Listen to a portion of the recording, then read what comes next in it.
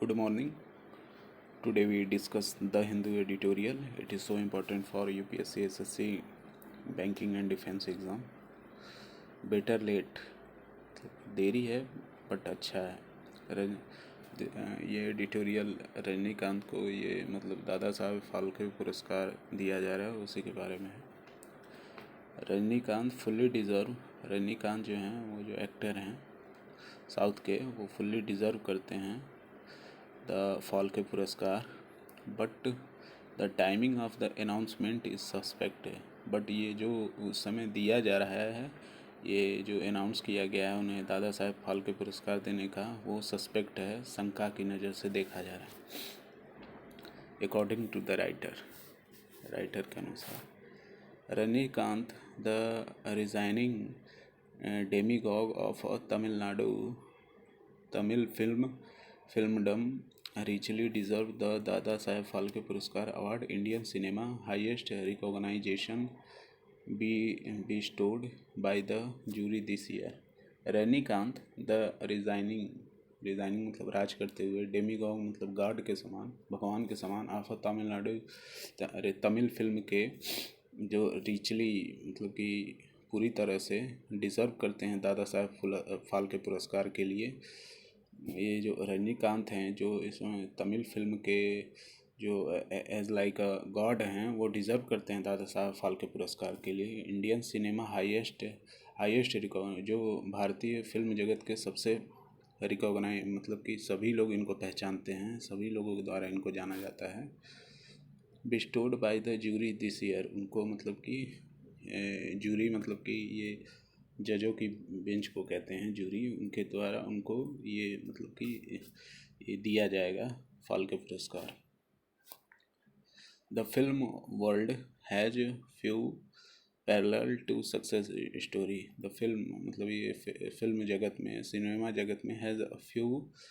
Parallel, कोई मतलब parallel समान चलने वाली टू सक्सेस स्टोरी है उनकी, रजनीकांत की। हिज ट्रांजिशन, उनका जो चेंज हुआ था, ट्रांजिशन मतलब बदलाव आया था, फ्रॉम शिवाजी राव गायकवाड़, फ्रॉम मतलब कि ये शिवाजी गायकवाड़ से, टू अ मराठी मराठी थे ये, बर्न स्ट्रगलिंग जो स्ट्रगल करते हुए, बस कंडक्टर इन बेंगलुरु, जो कि स्ट्रगल करते हुए, कठिनाइयों से स्ट्रगल करते हुए, फ्रॉम बेंगलुरु, वो पहले बस कंडक्टर थे इन बेंगलुरु में, टू अ वर्शिप्ड मतलब पूजनीय, पूजा करने योग्य, वर्शिप्ड सुपरस्टार। सो मतलब वहाँ से लेकर, मतलब एक बस कंडक्टर से लेकर यहाँ तक पहुँचने में, मतलब एक सुपरस्टार, पूजनीय सुपरस्टार तक पहुँचने में, इन द ड्रेविडियन हार्टलैंड, ये मतलब कि वहाँ का एरिया है, उसके ड्रेविडियन हार्टलैंड मतलब उनके दिलों में जगह बनाने के लिए, was made possible only by his undimmed passion, ये केवल तभी पॉसिबल हो चुका, संभव हो चुका अनडिम्ड, जो कभी न खत्म होने वाला पैसन था उनके में, एंड सस्टेन्ड, और ये बना रहा हार्ड वर्क, जो उनका कठिन परिश्रम, इसी के कारण वो मतलब कि अनडिम्ड, जो कभी न खत्म होने वाला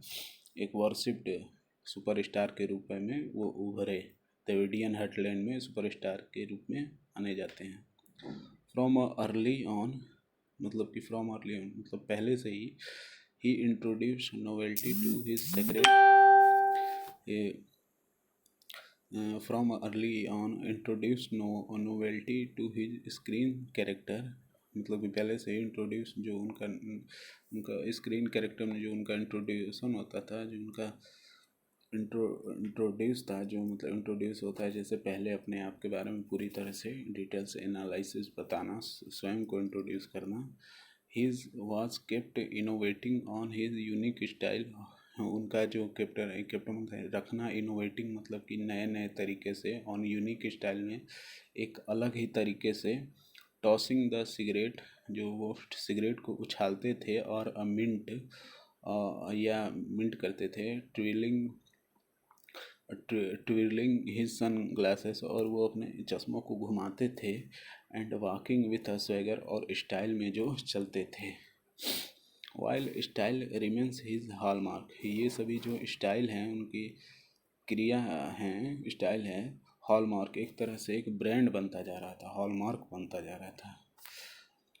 it would be an injustice to dismiss him as just a mass hero, और ये मतलब कि ये गलत होगा, इनजस्टिस होगा उनके साथ, डिसमिस हिम मतलब अलग करना, जस्ट अ मास हीरो एक हीरो के रूप में उनके लिए इनजस्टिस होगा। He had excelled as an actor with a sensitive portrayal. He had excelled मतलब होता है उत्कृष्ट प्रदर्शन। He had excelled, और उनका ये उत्कृष्ट प्रदर्शन जो था एज एन एक्टर के रूप में, हीरो के रूप में, विथ अ सेंसिटिव पोर्ट्रेयल, और ये जो उनका वर्णन था, he had excelled as an actor, और ये इनका जो उत्कृष्ट प्रदर्शन था एज अ हीरो के रूप में, विथ अ सेंसिटिव पोर्ट्रेयल, और इनका ये सेंसिटिव वर्णन था इन द फिल्म सच, फिल्मों में, एज अ सच मुल्लुम मल मलारूम एंड अरी ली रिंधु अरुम बंधु वरई बिफोर गेटिंग ट्रैप्ड, ये मतलब फिल्मों के नाम हैं, वहाँ तमिल फिल्मों के नाम हैं। बिफोर गेटिंग ट्रैप्ड, और ये जो उसमें फंस जाते थे, before getting trapped in super stardom, और बहुत ही सुपर प्रसिद्ध व्यक्ति के रूप में, विथ बिल्ला, ये मतलब इन फिल्मों के द्वारा ये बहुत ही फेमस हो गए थे, ये फिल्मों के नाम दिए जा रहे हैं, with Billa and donning larger than life roles. Donning मतलब होता है ये जो धारण करते थे, लार्जर देन लाइफ रोल, ये मतलब कि लाइफ के जो ज़िंदगी के रोल है उससे भी ऊपर होते थे, मतलब इन फिल्मों के द्वारा ही ये मतलब कि तमिल फिल्मों में और पूरे भारत की जगत फिल्म में बहुत ही ऊपर पहुंच गए थे। He is an among the rare heroes, he is among the rare heroes, मतलब ये मतलब कि बहुत ही रेयर थे, रेयर मतलब कि बहुत ज़्यादा में केवल रेयर केस होना, मतलब बहुत कम ऐसे होते हैं हीरोज़ हु हैंडल कॉमेडी, जो कि धारण करते थे, हैंडल करते थे कॉमेडी सीन्स को भी वो अच्छे से कर लेते थे, विथ एन ईजी, बहुत ही आसानी से ये कॉमेडी रोल को भी कर लेते थे, हिज ड्यूअल रोल, और इनका ये दूसरा जो रोल था इन Tamil Nadu mullu being an example, थिल्लू mullu में उनका जो ये रोल था, ड्यूअल रोल था, वो बहुत ही एक तरह से उदाहरण था कि वो दोनों रोल कर लेते थे, कॉमेडी वाला और सीरियस वाला भी। इस करिश्मा, और इनका ये जो करिश्मा था, है अट्रैक्ट 3 जनरेशन ऑफ है, इनका जो करिश्मा था ये लगभग 3 जनरेशन को उन्होंने आकर्षित किया। With a following even in Japan where he is lovingly called by Odori Maharaja, with following even, with following Japan में उनको इस नाम से जाना जाता है, लविंगली कॉल्ड ओडोरी महाराजा के रूप में उनको जापान में भी, जापान जैसे देश में भी उनको माना जाता है द डांसिंग महाराजा। वो ओडोरी महाराजा मतलब कि यहाँ पे ब्रैकेट में दिया गया है, ओडोरी महाराजा मतलब कि डांसिंग महाराजा, जो डांस में भी बहुत अच्छा करते थे। He is also the only Indian actor, वो केवल ऐसे भारतीय कलाकार थे to have featured in black and white, जो कि ब्लैक एंड वाइट का दोनों में थे, इनमें दोनों तरह के गुण थे। Colour 3D and motion capture film, colour में मतलब कि जो पहले ब्लैक एंड वाइट फिल्में आती थी उसमें भी, कलर वाली फिल्मों में भी अच्छा किया, और 3D रोल में भी, 3D में भी जो फिल्म आए उसमें भी, तीनों मतलब में उनका अच्छा रोल रहा है। बट द डिस्पाइट, इसके बावजूद रजनीकांत डिमॉन्स्ट्रेबल, और रजनीकांत का ये जो प्रत्यक्ष रूप से बॉडी ऑफ वर्क जो उनका काम था, given his active inclination for a फोरे, अचानक से उनका झुकाव जो हुआ इनटू द स्पिरिचुअल पॉलिटिक्स के अंदर, उनका जो अचानक से झुकाव हुआ, अनटिल लास्ट ईयर, पिछले साल, इनविटेबल, अनिवार्य रूप से क्वेश्चंस आर बीइंग रेज्ड, जो उन पे क्वेश्चन अनिवार्य रूप से उठने लगे, if the award is calculated choice, ये जो अवार्ड इनको दिया जा रहा है to influence poll bound, influence मतलब प्रभावित करने के लिए पोल बॉन्ड को, तमिलनाडु में मतलब उनके पोल बॉन्ड जो उनके इन्फ्लुएंसर हैं, जो उनके चाहने वाले हैं, तमिलनाडु में उनकी तरफ उनको झुकाया जा रहा है, मतलब इनको, जैसे कि यहाँ पे तमिलनाडु में जो वोटर हैं, जो उनके इन्फ्लुएंसर हैं रजनीकांत के, उनको मतलब कि ऐसा दादा साहब फाल्के पुरस्कार देके उनको अपनी तरफ आकर्षित कर रहा है, क्योंकि ये ऐसा मतलब बीजेपी के द्वारा किया जा रहा है। बीजेपी की तरफ से ये हैं, और ये इस समय दिया जा रहा है कि जैसे इस समय तमिलनाडु में विधानसभा के चुनाव चल रहे हैं। While Rajinikanth lent support during election to DMK TMC, ये 96-98 में इन्होंने रजनीकांत ने सपोर्ट किया था इलेक्शन चुनाव में डीएमके टीएमसी को, एंड एआईडीएमके बीजेपी को 2004 में किया था। In recent years he has made, और हाल ही में वर्षों में he has made no secret of administration, और उन्होंने इसको रहस्य में नहीं रखा। सेक्रेट ऑफ एडमिनिस्ट्रेशन मतलब प्रशंसा की, ऑफ बीजेपी लीडरों की प्रशंसा की। हाल ही के वर्षों में उन्होंने बीजेपी के लीडरों की बहुत प्रशंसा की। इसको सेक्रेट में नहीं रखा, इसको रहस्य में नहीं रखा। Not only did he help prime minister, ना केवल प्रधानमंत्री नरेंद्र मोदी की एंड होम मिनिस्टर, और जो गृह मंत्री हैं उनकी अमित शाह की भी उन्होंने लॉर्ड कृष्णा एंड अर्जुन की तरह उन्होंने उनकी प्रशंसा की, उनकी तुलना की। After the scrapping of special status, scrapping माना हटाना, special status granted to Jammu and Kashmir under article 360, ये जो उन्होंने ये 370 हटाया था जम्मू कश्मीर से, उसके ही टारगेटेड द्रविडियन आइकॉन, उन्होंने टारगेट किया Dravidian icon Periyar E V Ramasamy while recalling the alleged attack on Hindu deities during 1971 anti superstition rally. He targeted, उन्होंने टारगेट किया द्रविडियन आइकॉन को Periyar E V Ramasamy while recalling, याद दिलाते हुए द एलिज्ड, उन पर आरोप लगाया गया था on Hindu deities, Hindu deities मतलब देवी देवताओं पर अटैक दीदी ड्यूरिंग 1970 में एंटी सुपरस्टिशन में रैली में उन पर अटैक किया गया था। He backed the citizenship amendment act, और वो मतलब वापस आ गए सिटीजनशिप, ये जो CAA है उस पर, उसकी भी उन्होंने मतलब प्रशंसा की थी। To be fair since his no so in politics, तो मतलब कि प्रशंसनीय था। To be fair since his no so in politics, उनका मतलब कि कोई शो नहीं था पॉलिटिक्स के प्रति। The actor has remained politically withdrawn, और ये जो मतलब हीरो ने अपने आप को रिमेंड बचा लिया था पॉलिटिकली विड्रॉन से, मतलब कि ये राजनीति क्षेत्र से अपने आप को हटा लिया था। थ्रू द प्रीवियसली मतलब पीछे वाले ही indirectly targeted to,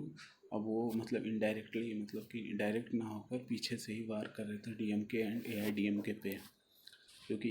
DMK and AIADMK ये बीजेपी की विपक्ष पार्टियां हैं,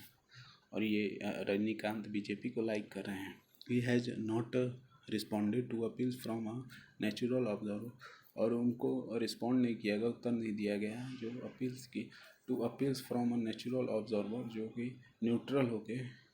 होके जो मतलब कि ना इधर के हैं ना उधर के, जो बीच वाले हैं, ऑब्जर्वर के द्वारा उनको न्यूट्रल रिस्पॉन्ड नहीं किया गया, उत्तर नहीं दिया। To lend his support for honest dynasty free politics, उनको ऑब्जर्वर के द्वारा कोई रिस्पॉन्स नहीं किया गया, जो कि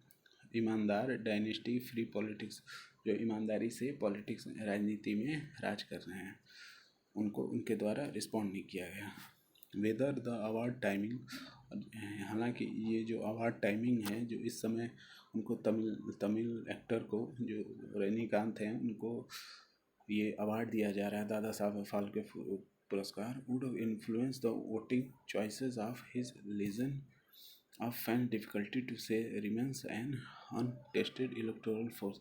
और ये मतलब वेदर अवार्ड टाइमिंग, जो ये अवार्ड देने का समय है, इन्फ्लुएंस वो जो उनके इन्फ्लुएंसर हैं जो उनको चाहते हैं has voting the choice,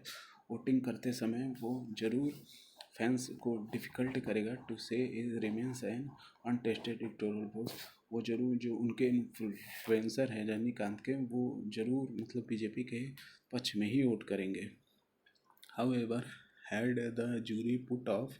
however हालांकि हैड द जूरी, अगर जूरी हैं जो मतलब कि जिन्होंने डिसाइड किया है इनको देने का,